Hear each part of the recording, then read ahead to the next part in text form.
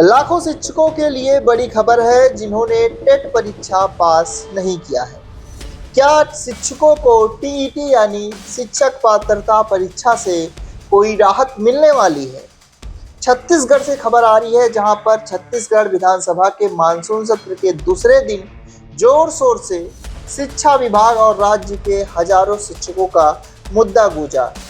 आइए आपको विस्तार से बताते हैं कि सदन में टीईटी को लेकर के क्या क्या सवाल उठे और सरकार ने उन पर क्या साफ जवाब दिया है। नमस्कार, आप देख रहे हैं एनएस नाउ और मैं हूं आपके साथ निखिल श्रीवास्तव। सदन में प्रश्नकाल के दौरान विधायक उत्तरी गणपत जांगड़े ने स्कूल शिक्षा विभाग से शिक्षकों की इस बड़े परेशानी पर सीधे सवाल किए। उन्होंने पूछा कि क्या सुप्रीम कोर्ट के हालिया निर्देशों के बाद राज्य सरकार शिक्षकों को टीईटी से राहत देने के लिए कोई नीति बना रही है।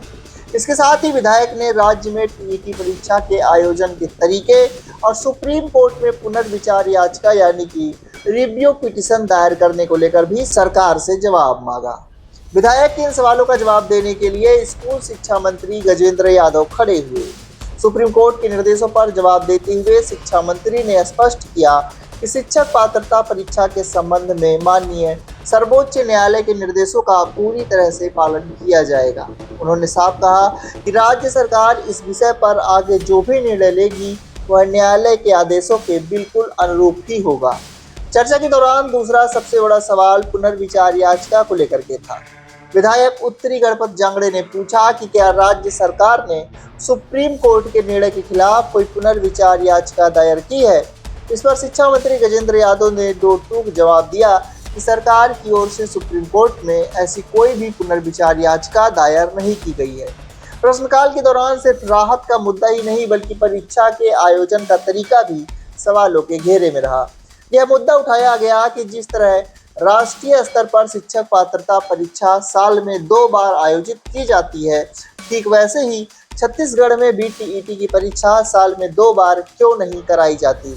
इस महत्वपूर्ण सवाल के जवाब में शिक्षा मंत्री ने कहा कि राज्य में जैसी आवश्यकता होती है उसी के अनुरूप उसी के आधार पर ही शिक्षक पात्रता परीक्षा का आयोजन किया जाता है। इसे नियमित रूप से साल में 2 बार कराने की कोई बाध्यता नहीं है। इसके बाद विधायक ने शिक्षकों के लिए एक और संभावना तलाशते हुए सवाल पूछा। उन्होंने जानना चाहा कि क्या सरकार विभागीय स्तर पर कोई सीमित शिक्षक पात्रता परीक्षा आयोजित करने और इसमें पात्रता अंकों में छूट देने पर विचार कर रही है। इस पर शिक्षा मंत्री ने बिल्कुल साफ शब्दों में कह दिया कि सरकार की ऐसी कोई योजना नहीं है और जब योजना ही नहीं है तो इस प्रकार का कोई प्रश्न ही उत्पन्न नहीं होता। तो कुल मिलाकर विधानसभा में टेट की अनिवार्यता और सुप्रीम कोर्ट के फैसले को लेकर के सरकार का रुख बिल्कुल स्पष्ट हो गया है।